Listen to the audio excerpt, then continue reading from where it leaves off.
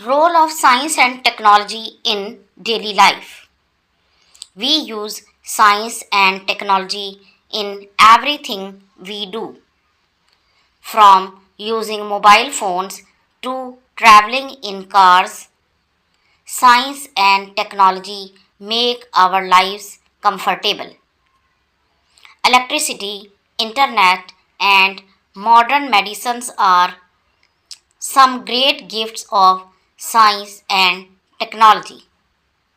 Science and technology improve education. Students use computers and the internet to learn new things. Online classes and digital books help people study from anywhere in the world. Modern science has improved healthcare. Doctors use advanced machines to detect and cure diseases. Vaccines and medicines save lives and make people healthier.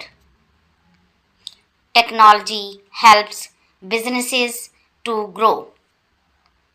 Machines help produce goods faster. People can buy and sell products online, making trade easier and better. Science and technology also brings challenges. Some machines create pollution. People should use technology carefully and find ways to protect the environment. If you like this video, please hit the like button and subscribe my channel for more videos. Thank you.